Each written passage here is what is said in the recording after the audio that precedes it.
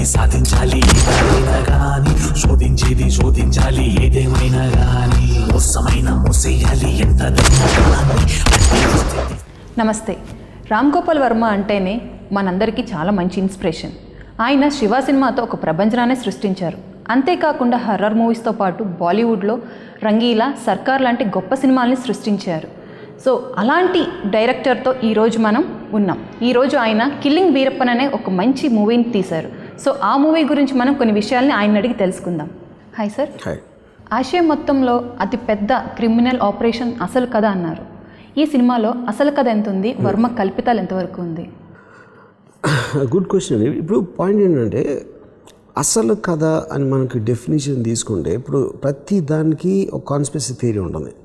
ఇలా జరిగిందని ఒకళ్ళు అంటారు, ఇంకో ఇలా జరిగిందని వేరేవాడు, అలా జరగలేదని ఇంకోళ్ళు అంటారు. సో మనకు only way we can come to the truth is నీ ఎన్ని సోర్సెస్ అయితే నేను మాట్లాడాను అంటే నేను టాస్క్ ఫోర్స్ ఆఫీసర్లు అయి ఉండొచ్చు, లేకపోతే ఇన్ఫార్మెంట్స్ అవ్వచ్చు, వీరప్పన్ ఎక్స్ గ్యాంగ్ మెంబర్సు, కొంతమంది ఇన్వెస్టిగేటివ్ జర్నలిస్ట్ వీరప్పన్ స్టోరీని ట్రాక్ చేసిన మనుషులు ఉన్నారు. వాళ్ళందరినీ కలిసినప్పుడు 100% మీకు చాలా డిఫరెంట్ ఒపీనియన్స్ వినిపిస్తాయి. ఒకడేమో ఫర్ ఎగ్జాంపుల్ వీరప్పన్ అంత పిరుకోడు లేడు, ఊరికి అంత పెద్ద హైప్ క్రియేట్ చేశారంటాడు. ఇంకోటేమో అంత ధైర్యస్తుడు లేడు అంటాడు. సో ఇప్పుడు మీరు ఎవడు నమ్మేది వాడు నమ్ముతాడు, కానీ నిజం అనేది ఉండదు. సో దాంట్లో అప్పుడు ఏమవుతుందంటే ఇన్ని వ్యూ పాయింట్స్ విన్నాక దాంట్లోంచి మీరు ఒక డాట్స్ కనెక్ట్ చేసుకుని మీరంటూ ఒక పర్టిక్యులర్ థింగ్ చెప్తారు, అనుకుంటారు ఇది ఇలా జరిగి ఉంటుందని. నేను అలా చేసి పోలీస్ ఆఫీసర్ చెప్తే వాళ్ళు కూడా షాక్ అయ్యారు, ఎందుకంటే దే కాంట్ కౌంటర్. ఇప్పుడు నేను చెప్పింది మీరు నమ్మన్నప్పుడు ఎలా జరిగిందో మీరు చెప్పగలగాలి. అప్పుడు నిజం అనేది ఎప్పుడు ఈ డాట్ మనకు తెలుసు, ఇది ఎక్కడిది తెలుసు, ఇది తెలుసు, ఈ మధ్యలో ఏం జరిగింది అనేది బిలీవబిలిటీ మీద ఉంటుంది. వీరప్పన్ దగ్గర ఒక మనిషి వెళ్ళాడు, ఆ మనిషి బయటకు వచ్చాక వాడికి ఏమైంది తెలుసు, కానీ ఆ మనిషి వీరప్పన్ ఏం మాట్లాడుకున్నారు అనేది ఎవరు దానికి సాక్షి లేరు. కాబట్టి మనం we have to conjure that thing. అలాంటివి నేను కొన్ని చేశాను.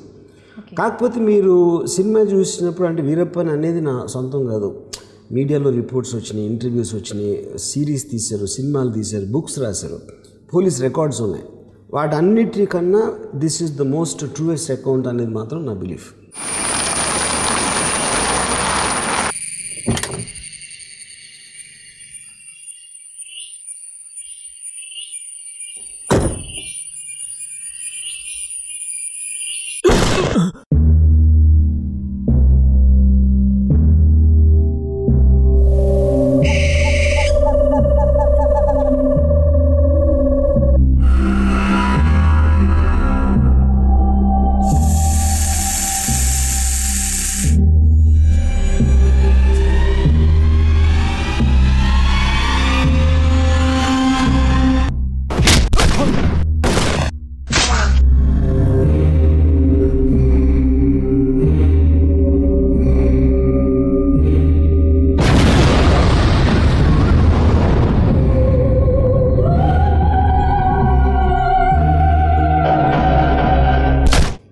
తీసే ముందు మీరు వీరప్పన్ గారి భార్యతో కలిశారు, పోలీస్ ఆఫీసర్స్తో కలిశారు, అలాగే కొంతమంది పత్రికా విలేకరులతో కూడా వీరప్పన్ గారి గురించి తెలుసుకునే ప్రయత్నం చేశారు.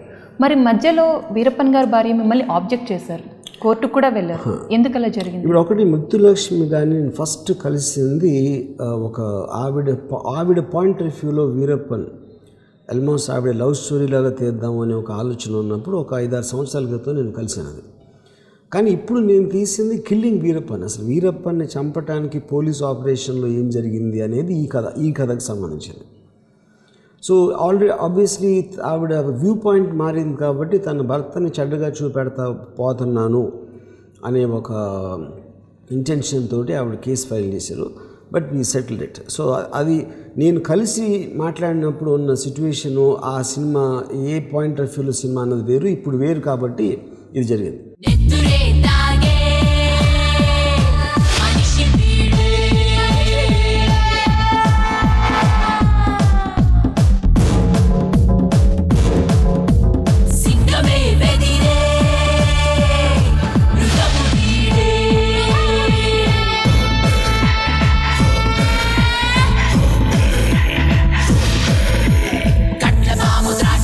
కొండ చిలువ అంశ వేడు పొంచి పొంచి పొదల చాటు కాటు వేసి మింగు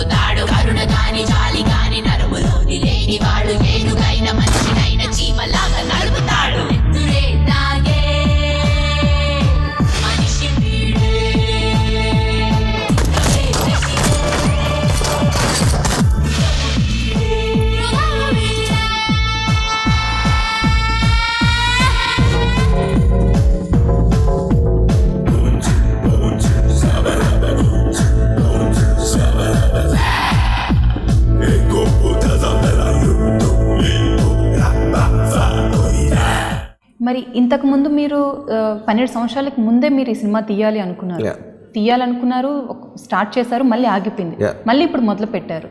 సో ఇప్పుడు వీరప్పన్ గారిని బేస్ చేసుకొని ఇప్పుడు స్టోరీ చేశారు. సో మరి ఇక్కడ 2 పాయింట్స్. వీరప్పన్ అనేది నియర్లీ 25 years కథ వీరప్పన్ది. అంటే తను స్టార్ట్ అయినప్పటి నుంచి తను పోయే వరకు అదే ఒక పెద్ద మహాభారతం లాంటి. దాంట్లో మీరు ఏ పర్వం అన్నా తీసుకుని ఒక సినిమా చేసి వీరప్పన్ ఎట్లా అయ్యాడు, ఒక పర్టిక్యులర్ ఎందుకు పట్టుకోలేకపోయారు, లేకపోతే ఇలా ఇలా రకరకాల తీయచ్చు దాంట్లోంచి. సో నేను 12 ఏళ్ళ క్రితం లెట్స్ క్యాచ్ వీరప్పన్ అని ఒక 3 విలేజర్సు వీరప్పన్ మీద ప్రకటించిన 35-40 లక్షల రివార్డు ఉండేది ఆ టైంలో. ఆ రివార్డు తీసుకోవటానికి ఒక పథకం వేసి ట్రై చేశారు. లెట్స్ క్యాచ్ వీరప్పన్ అనేది నేను అప్పుడు పెట్టిన టైటిల్ అది. కానీ మేము షూటింగ్ స్టార్ట్ చేసి, అంటే నేను డైరెక్టర్ కాదు, షిమిత్ అమీన్ చక్దే డైరెక్టర్. దానికి స్టార్ట్ అయిన రోజు తను చంపేశారు. సో ఆల్రెడీ చచ్చిపోయిన లెట్స్ క్యాచ్ వీరప్పన్ అంటే ఇంక మీనింగ్ ఏముంటుందని నేను దాన్ని క్యాన్సిల్ చేశాను అన్నమాట.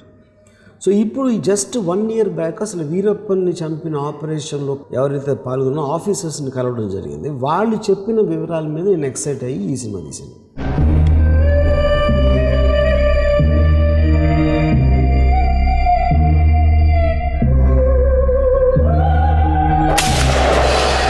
This will be off the record, correct?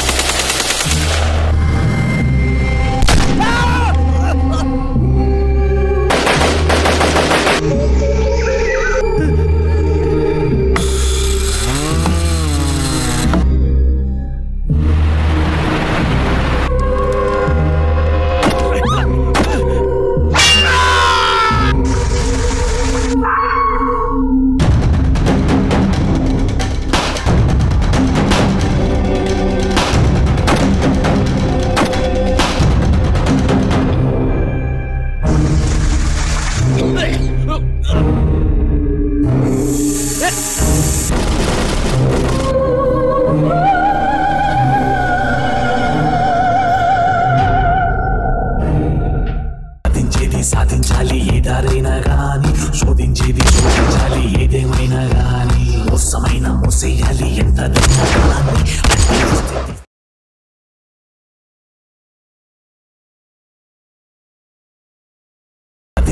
సాధించాలి ఏదారైనా గాని, శోధించాలి ఏదేమైనా గాని, మోసమైన మోసేయాలి ఎంతదైనా గాని. సో మరి లెజెండరీ యాక్ట్రెస్ మన రాజ్ కుమార్ గారిని కిడ్నాప్ చేశారు వీరప్పన్ గారు. మరి వీరప్పన్ గారు ఒకవేళ కిడ్నాప్ చేసినా కూడా తనకి ఎలాంటి ప్రాణహాని లేకుండా విడుదల చేశారు. మరి అలాంటప్పుడు ఈ సినిమాలో చనిపోవటం చూపించారు. దానికి మరి రాజ్ కుమార్ గారు అబ్బాయి ఏ రకంగా మీరు కన్విన్స్ చేశారు? ఇప్పుడు 2 points. ప్రాణహాని చేయనంత మాత్రాన ఒక మనిషిని కిడ్నాప్ చేసి తీసుకెళ్ళి ఒక 100 రోజులు అడవిలో ఉంచేసుకుని డబ్బులు డిమాండ్ చేసి ఆ డబ్బులు ఇచ్చినందు మాత్రం వదిలేశాడు వీరప్పన్. సో ప్రాణహాని చేయనంత మాత్రాన అది నేరం అవ్వదు అనుకోవటం అనేది కరెక్ట్ కాదు. అది కిడ్నాపింగ్ అండ్ ర్యాన్సమ్ ఎఫెక్ట్ అది యాక్చువల్గా. ఓకే. రెండోది వీరప్పన్ చేసినది ఒకటే కాదు, తను నియర్లీ 184 మందిని చంపాడు. ఎంతోమంది పోలీస్ ఆఫీసర్ని చంపాడు. 1200 మంది పోలీసులు ఆల్మోస్ట్ ఒక 10 ఏళ్ల పాటు అడవుల్లో తిరుగుతూ ఉన్నారు వీరప్పన్ కోసం ఎదుగుతా. అంటే nobody flaunted breaking of law more than Veerappan మొత్తం ఇండియన్ క్రైమ్ హిస్టరీలో. సో ఆటోమేటిక్గా it is a responsibility of the agencies to get him. So అప్పుడు తను ఎన్నిసార్లు పట్టుకుందాం అన్న ప్రయత్నం ఫలించకపోవటం వలన ఆల్మోస్ట్ దొరికితే చంపేద్దాం అనే ఆలోచన నుంచి ఇది వచ్చిందన్నమాట. వీరప్పన్ గారు అంటేనే కర్ణాటకకి తమిళనాడుకి కింగ్ లాంటివారు. మరి ఆయన కథని బేస్ చేసుకొని ఒక మంచి మూవీ తీశారు. సో దీనికి మీ స్పందన ఏంటి? ప్రేక్షకులకు మీరు ఏం చెప్పాలనుకుంటున్నారు? ఒక వీరప్పన్ గురించి ఒక మూవీ తీయాలంటే, ఒక మనిషి గురించి సినిమా తీయాలి అంటే మరి ఎంతో స్టడీ చేయాల్సి ఉంటుంది. సో మీరు ఎంతవరకు స్టడీ చేశారు మన వీరప్పన్ గారిని? ఇది ఆబ్వియస్లీ ఇందాక నేను చెప్పింది అదే ఆన్సర్. ఎంతమందిని మాట్లాడి వాళ్ళ నుంచి తీసుకున్న ఒక ఇన్ఫర్మేషన్ గ్యాదర్ చేసి స్క్రిప్ట్ రాయడం జరిగింది. మరి వీరప్పన్ గారు అంటే కర్ణాటక, ఇప్పుడు వాళ్ళ వీరప్పన్ గారి భార్య కర్ణాటకకి ఒకవేళ ఈయన పైన మూవీ తీస్తే తమిళనాడుకి కర్ణాటకకి గొడవలు జరుగుతాయి, సో తీయొద్దు అన్నట్టుగా మీతో చెప్పారు. సో దాని గురించి మీరు ఎవరిని బేస్ చేసుకుని ఎవరి ఫేవర్గా తీశారు? వీరప్పన్ అనే అతను ఒక registered criminal of the country. So general పబ్లిక్కి వీరప్పన్ మీద ఒక ఇది ఉంటుంది అనేది first of all it is a false notion. మా ఉంటే వీరప్పన్ దగ్గర ఉన్న ఊర్లో కొంతమంది తన ఇన్ఫర్మేషన్ పాస్ ఆన్ చేయడానికి డబ్బులు ఇస్తూ ఉన్నాడు వీరప్పన్. అంతేగాని వీరప్పన్ అంతకన్నా చేసింది ఏమీ లేదు. సో తమిళనాడు ప్రజలకు కోపం వస్తుంది అనేది highly exaggerated and ridiculous thing to సే.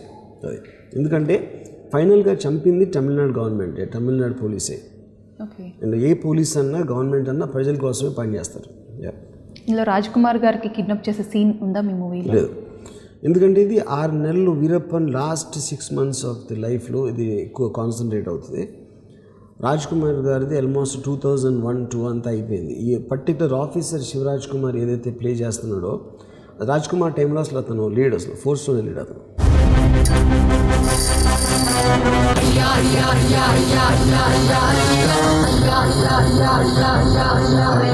సాధించేది సాధించాలి ఏదారైనా కానీ, శోధించేది శోధించాలి ఏదేమైనా కానీ, మోసమైన చేసేయాలి ఎంతదైనా కానీ, మాయ చేసి ఛేదించాలి రహస్యాలు అన్నీ. ఇంతకన్నా వేరే దారి ఇప్పుడింకా లేదు, ఘోరమైన వంచనైనా తప్పుగానే కాదు, మంచి చెడ్డ ఎంచి చూసే సమయమే లేదు, లోక ధర్మం చేసే వేళ అడ్డు ఏది కాదు. ప్రేమతోటి స్నేహంతోటి మంత్రం వంటి మాటతోటి ఓర్పుతోటి నేర్పుతోటి నువ్వుతూ ఓదార్పుతోటి గుండెలో తుపాకులు రంగులై మోగిన కళ్ళలోన ప్రేమని లోగిళ్ళలో శాంతిని ముద్దుగా పంచుతూ నమ్మకాన్ని వమ్ము చేసి కుట్టులాగాలంతే, మత్తులోనే చిత్తు చేసి మట్టు పెట్టాలంతే. ఈ సినిమాలో సందీప్ భరద్వాజ గారు, శివరాజ్ కుమార్ గారు ముఖ్య పాత్రగా యాక్ట్ చేశారు. ఈ మూవీకి యాక్ట్ చేయకముందు సందీప్ భరద్వాజ గారు బయట ఒకలాగా ఉంటారు, మేకప్ చేసిన తర్వాత సినిమాలో ఒకలా ఉంటారు. మరి ఆయన చూడగానే, సందీప్ భరద్వాజ గారిని మీరు చూడగానే yes he is perfect for this movie అని మీకు అనిపించిందా, లేదంటే మేకప్ చేసిన తర్వాత మీకు? మేకప్ అసలు ముందు చేయలేదు నేను దాని ఎగ్జాక్ట్గా ఎలా జరిగిందంటే, నేను కాస్టింగ్ డైరెక్టర్స్ ఒక టెరిఫిక్ యాక్టర్ ఉన్నది, కొంచెం వీరప్పన్కి రిజెంబ్లెన్స్ ఉన్నది. వీరప్పన్ రిజెంబ్లెన్స్ టెరిఫిక్ యాక్టర్ అనేది దొరికే ప్రసక్తి లేదని తెలుసు. కాకపోతే ఇతను పంపించిన ఒక ఆడిషన్ టేప్ చూశాను సందీప్ది.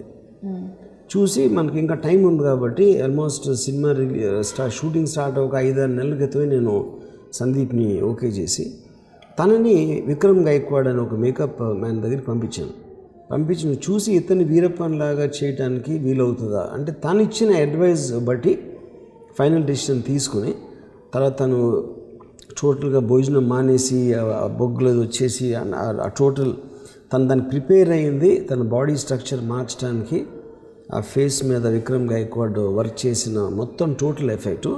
అన్నిటికన్నా ముఖ్యంగా సందీప్ ఎక్స్ట్రాడినరీ యాక్టర్. దాని మూలాన అతను ఆ బాడీ లాంగ్వేజ్ కానీ వాడి కళ్ళల్లో చూపు అదంతా రిఫ్లెక్ట్ చేయగలిగాడు. కాబట్టి అన్నీ కలిసి ఆల్మోస్ట్ మనకు వీరప్పన్ లాగా ఉన్న ఫీలింగ్ వస్తుంది. సాధించేది సాధించాలి ఏదారైనా గాని, శోధించేది శోధించాలి ఏదేమైనా గాని, మోసమైన మోసేయాలి ఎంతదైనా కానీ, అడ్డి వస్తే తీసేయాలి ఎవరైనా కానీ. చూసేదేది లేదు కళ్ళగద్దలుంటే, చట్టం చేసేదేది లేదు సాక్ష్యం లేకపోతే, ధర్మం మీద సత్యం మీద లోకం చూడకుండా రాక్షసుని చంపి వాడే దేవుడంతే. యుక్తితోటి శక్తితోటి బుద్ధితోటి భక్తితోటి సెగువతోటి ఫక్తితోటి పరువుతోటి గుండెలో బాధలే గుండులై మారగా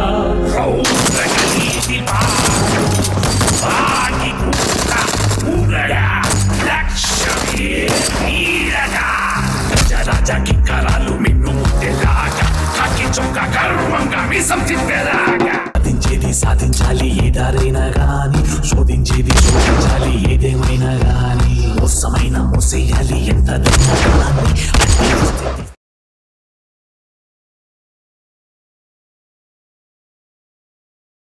సాధించేది సాధించాలి ఏదారైనా గాని, శోధించేది శోధించాలి ఏదేమైనా గాని, మోసమైన మోసేయాలి ఎంతదైనా గాని. శివ రాజ్ కుమార్ గారికి మీరు కథ చెప్పేటప్పుడు ఆయన ఎలా ఫీల్ అయ్యారు? ఫస్ట్ నేను ఫోన్ చేసినప్పుడు శివరాజ్కి సార్ వీరప్పన్ కథ అందరికీ తెలుసు కదండి, మళ్ళీ ఎందుకు నేను వీరప్పన్ కథ తీయట్లేదండి, అతను చంపిన వెనకాల డీటెయిల్స్ ఆ కాప్ పర్స్పెక్టివ్ అని చెప్పాను వాడు. అప్పుడు నేను వెళ్ళి ఫుల్ నేరేషన్ చెప్పినప్పుడు తను కూడా షాక్ అయిపోయారు. అసలు తనకి అంటే ఒకటి తను కర్ణాటకలో ఉండి ఒక వీరప్పన్ రాజ్ కుమార్ గారిని కిడ్నాప్ చేస్తే ఆటోమేటిక్గా శివరాజు కూడా టాప్ పోలీస్ ఆఫీసర్స్ అందరూ తెలుస్తారు ఆయన పర్సనల్ లెవెల్. ఆయనే సర్ప్రైజ్ అయిపోయారు నా దగ్గర ఉన్న డీటెయిల్ చూసి. అప్పుడు after that immediately the project started. ఈ సినిమాని 3 రకాల ప్రేక్షకులు చూస్తారు అని మీరు చెప్పారు. 4వ రకం ప్రేక్షకులు కూడా ఉంటారని నేను అంటున్నాను. దానికి మీ సమాధానం? 4వ రకం అంటే ఎలాంటి వాళ్ళు అంటే ఇప్పుడు కొంతమంది రకాల్లో నా ఉద్దేశం ఒకళ్ళేమో ఏం తెలీదు ఎక్కువగా వీరప్పను, ఒకడు కొంచెం డీటెయిల్ తెలుసు, ఒకడికి చాలా తెలుసు. 4వ రకం ఎవరు అంటే వీరప్పన్ గారు 4వ రకాన్ని అంటే నార్మల్గా ప్రేక్షకులు ఉంటారు, ఒక్కొక్కరు ఒక్కో రకంగా అభిప్రాయపడుతూ ఉంటారు. వీరప్పన్ గారు చనిపోయారంటే ఇంకోలా. సో అలా వాళ్ళకి మీరు ప్రేక్షకులకి ఏం చెప్పాలనుకుంటున్నారు అని అడుగుతున్నారు. అంటే వీరప్పన్కి పాజిటివ్గా థింక్ చేసేవాళ్ళు I think they will be minority 1 point. Second వాళ్ళకి ఇన్ఫర్మేషన్, ఎందుకంటే ప్రతి దానికి మీకు ఒక రివర్స్ థియరీ ఉంటుంది. ఫర్ ఎగ్జాంపుల్ చాలామంది 9/11 అటాక్ అమెరికాలో జరిగింది, అమెరికన్సే చేశారని నమ్ముతారు. ఆ నమ్మకాలు అనేది గాలిలో ఉంటాయి, ఎందుకంటే వాళ్ళకి దానికి సంబంధించిన నాలెడ్జ్ కానీ దానికి సంబంధించిన అండర్స్టాండింగ్ ఉండటానికి ఛాన్సే లేదు. అది మరి వీరప్పన్ గారు మూవీ తీస్తామని మీరు ఎవరినైతే సంప్రదించారో ఫస్ట్ వాళ్ళు అప్పుడు మీకు బాగా సపోర్ట్ చేశారు. మరి వీరప్పన్ గారికి సంబంధించిన వ్యక్తుల తర్వాత మీరు చెడుగా చూపిస్తున్నారు వీరప్పన్ గారిని, ఇది కరెక్ట్ కాదని మళ్ళీ మిమ్మల్ని క్వశ్చన్ చేశారు. ఎందుకు అలా జరిగింది? అదే ఇప్పుడు చెప్పాను కదా మీకు, ఇందాక 2 సార్లు చెప్పాను దీని క్వశ్చన్ ఆన్సర్. ముత్తులక్ష్మి గారి పాయింట్ ఆఫ్ వ్యూలో తీస్తే ఆబ్వియస్లీ ఒక భార్య పాయింట్ ఆఫ్ వ్యూలో భర్త బాగుంటాడు, అదే భర్త క్రిమినల్ అయినప్పుడు పోలీస్ పాయింట్ ఆఫ్ వ్యూలో వేరేలా ఉంటాడు. సో అప్పుడు ఆవిడ సపోర్ట్ చేసింది ఆవిడ పాయింట్ ఆఫ్ వ్యూలో చూపిస్తానని చెప్పినందు వలన ఇప్పుడు కిల్లింగ్ వీరప్పన్ అంటే దాని అర్థమే వీరప్పన్ని చంపిన అతని స్టోరీ అంటే ఆటోమేటిక్గా తనకి అర్థమైపోతుంది కదా వీరప్పన్ని వేరేలాగా చూపెట్టబోతున్నారని, అందుకని తను ఎగేన్స్ చేసింది.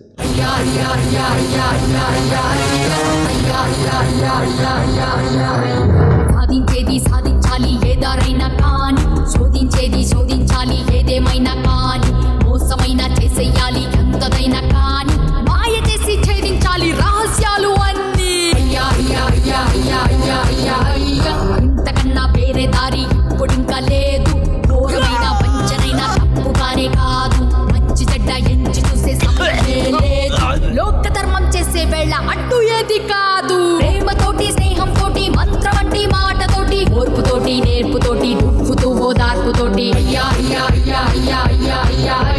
గుండెలో తుపాకులు రంగులై మోగిన కళ్ళలోన ప్రేమని లోగిళ్ళలో శాంతిని ముద్దుగా పంచుతూ నమ్మకాన్ని వమ్ము చేసి కుట్టులాగాలంతే, మత్తులోనే చిత్తు చేసి మట్టు పెట్టాలంతే. మరి వీరప్పన్ గారంటే మీ దృష్టిలో విలనా లేక హీరోనా? నిజ జీవితంలో విలన్ హీరోలు ఉండరు, ఎవరి కాళ్ళు వాళ్ళ కొన్న సిచ్యువేషన్స్ బట్టి వాళ్ళు ప్రవర్తిస్తారు. ఇక్కడ మనం కేవలం లా ప్రకారం అతను క్రిమినల్ కాబట్టి we will put him in that space. మీకు నచ్చినట్టే మీరు ఉంటారు, మీకు నచ్చిన మూవీస్ని మీరు తీస్తారు. అలాగే వీరప్పన్ గారి మూవీని కూడా మీకు నచ్చినట్టే తీశారు. మరి ఈ సినిమాని ప్రేక్షకులు ఎంతవరకు ఆదరిస్తారని మీరు అనుకుంటున్నారు? ప్రేక్షకులు ఆదరించడం అనేది నా హోప్ బట్టు లేకపోతే నా ఆశ బట్టి జరగదు, అది వాళ్ళ ఇంట్రెస్ట్ బట్టి ఆదరిస్తారు. సినిమా మేకర్గా నాకున్న కెపాసిటీలో ఎంత బాగా తీయగలనో అంత తీయటం అనేది నా జాబు. వాళ్ళు చూస్తే నచ్చుతుందా లేదా అని వాళ్ళ తరపు నుంచి చెప్పటం, జోస్యం చెప్పటం అనేది మీనింగ్లెస్. ఇంతకుముందు మీకు నచ్చినట్టే సినిమాలు తీశారు, మీకు నచ్చినట్టు ఉంటున్నారు, ఇప్పుడు కూడా సేమ్ అదే చూస్తున్నారు. మరి ఇప్పుడు ఎందుకు మీరు బిగ్ హిట్ ఇవ్వలేకపోతున్నారు, ఎందుకు స్లో అవుతున్నారు? ఇప్పుడు నేను ఇలాంటి క్వశ్చన్స్కి కొన్ని వేల సార్లు ఆన్సర్ ఇచ్చేసి టైర్ అయిపోయాను, దయచేసి వదిలేను. ఎందుకంటే ఆన్సర్ ఇస్తే వింటే చెప్పడానికి ఉంటుంది, మళ్ళీ అడిగితే ఎవరు ఏంటని అర్థమైపోయింది నాకు. సో నేను చెప్పలేను కదా. ఓకే, ఈ మూవీకి మీరు లొకేషన్స్కి వెళ్ళారు కదా, ఆ లొకేషన్స్ ఎక్కడెక్కడ? ఐ మీన్ కర్ణాటక, తమిళనాడు, ఎక్కడెక్కడ ఫారెస్ట్లో షూట్ చేశారు? మోస్ట్లీ ఇప్పుడు వీరప్పన్ ఆపరేట్ చేసిన చాలా ఏరియాస్లో తీయడం జరిగింది. కొన్ని ఏరియాస్లో because reserve forest and permissions దొరకడం కష్టం, ఎందుకంటే wild animals will get disturb because of gun shot sounds, లేకపోతే అంతమంది యూనిట్ జనాన్ని చూడటం. దాని మూలాన కొన్ని వేరే చోట్ల చేసాం. But I would say 50% of the places యాక్చువల్గా ఎక్కడైతే ఏం జరిగిందో అక్కడ తీయడం జరిగింది. Tamil Nadu and also Karnataka. Okay, మరి గవర్నమెంట్ ఎంతవరకు మీకు సపోర్ట్ చేసింది? That's a regular thing. Forest department ఒక రెగ్యులేషన్స్లో ఉన్న పర్మిషన్స్ నుంచి వచ్చింది. దానికన్నా అడిషనల్ సపోర్ట్ అవసరం లేదు అసలు. ఓకే, మరి షూటింగ్ జరుగుతున్నప్పుడు మీరు వీరప్పన్ గారి అనుచరులని ఏమైనా కలిసారా? అంటే ఎక్స్ గ్యాంగ్ మెంబర్స్ కొంతమంది కలిశాను. నేను ఎప్పుడూ పనిచేసి మానేసినప్పుడు అంటే వీరప్పన్తో పరిచయం ఉండి తను ఎట్లా బిహేవ్ చేస్తాడో తెలుసుకునేది అనేది. మీ సినిమాలో హీరోయిన్ అంటేనే ఒక మంచి ఇంపార్టెంట్ రోల్ ఉంటుంది. సో మరి ఈ సినిమా ద్వారా మేము అలాంటిది ఏమైనా ఎక్స్పెక్ట్ చేయొచ్చు? ఈ సినిమాలో 2 ఇంపార్టెంట్ ఫీమేల్ క్యారెక్టర్స్ ఉన్నాయి. ఒకటి పారుల్ యాదవ్ అనే యాక్ట్రెస్, తను క్యారెక్టర్ చేసింది. అంటే ఇది చాలా ఫస్ట్ టైం ఒక పోలీసుకి సంబంధం లేని ఒక మామూలు అమ్మాయిని ఆ టీంలోకి తీసుకోవడం జరిగింది. ఎందుకంటే అనుమానం రాకుండా ఎవరి మీద అయితే వాళ్ళు ఒక దాన్ని ప్రిపేర్ చేస్తున్నారు. అది చాలా యూనిక్. అంటే చాలామందికి అసలు అమ్మాయి గురించి తెలియదు ఆపరేషన్లో ఉందని. ఇంకా ముత్తులక్ష్మి ఆబ్వియస్లీ వీరప్పన్ వైఫ్గా తను యజ్ఞ శెట్టి అన్న అమ్మాయి చేసింది. సో ఐ థింక్ ఈ సినిమా నాకు తెలిసి ఫిల్మ్ ఇండస్ట్రీలో ఫస్ట్ టైం విలన్కి లవ్ స్టోరీ ఉంటుంది, హీరోకి ఉండదు. ఎందుకంటే పారుల్కి శివరాజ్ కుమార్కి ఏమీ రొమాంటిక్ ఆస్పెక్ట్ లేదు అసలు సినిమాలో. వెరాజ్ ముత్తులక్ష్మి పాయింట్ ఆఫ్ వ్యూలో ఇందాక చెప్పినట్టు తన భర్త మంచోడు, ఆ ఆస్పెక్ట్ మాత్రం తన పాయింట్ ఆఫ్ వ్యూలోకి చూపించినాను. శోధించాలి ఏదేమైనా కానీ, మోసమైనా చేసేయాలి ఎంతదైనా కానీ, లోక ధర్మం చేసే వేళ అడ్డు ఏది కాదు. టక్కం టిక్కం టిక్కం టక్కం టక్కం టిక్కం టక్కం.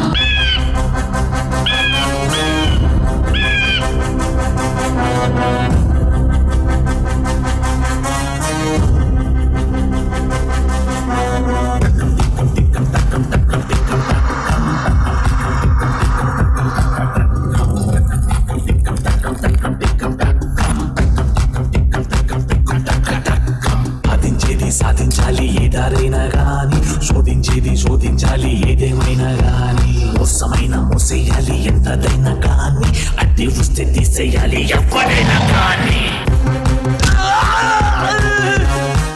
ఓకే, మరి మీ సినిమా అంటేనే యాక్చువల్గా లైటింగ్ అనేది చాలా న్యాచురల్గా ఉంటుంది. ఎంత బ్రైట్ కాకుండా చాలా న్యాచురల్గా ప్రకృతిని ఆస్వాదించి తీసుకుంటారు. సో అడవుల్లో అంటే చాలా చీకటిగా ఉంటుంది. సో అలాంటప్పుడు మీకు ఎలాంటి క్యాంప్స్ యూస్ చేశారు, ఎలాంటి క్యాంప్స్ని ఉపయోగించారు? I think the point is ఇప్పుడు వచ్చిన కొత్త డిజిటల్ టెక్నాలజీ కెమెరాస్ కానీ లెన్సెస్ కానీ చాలా సెన్సిటివ్. అది ఆల్మోస్ట్ నేకెడ్ ఐ కన్నా బెటర్గా చూడగలుగుతాయి. సో ఇప్పుడు లైటింగ్ అనేది ఉండాల్సిన అవసరం లేదు అసలు యాక్చువల్గా. అంటే టెక్నాలజీ అంతవరకు డెవలప్ అయింది. So I think ramie the cameraman has done a fantastic job. Most of the time నేను సినిమాలో 5-6 కెమెరాలు వాడటం జరిగింది. ఓకే, ఈ సినిమాలో 2 మంచి క్యారెక్టర్స్ చేశారు కదా, మనం భరద్వాజ్ గారు అయినా సరే శివరాజ్ కుమార్ గారు. సో వారు ఈ సీన్ వద్దండి, ఈ సీన్ వరకు మనం చేద్దామని అలాంటి మీ ఇద్దరి మధ్య ఏమైనా? నథింగ్ ఏం లేదు. సో మీకు చాలా బాగా సపోర్ట్ చేశారు వాళ్ళిద్దరు.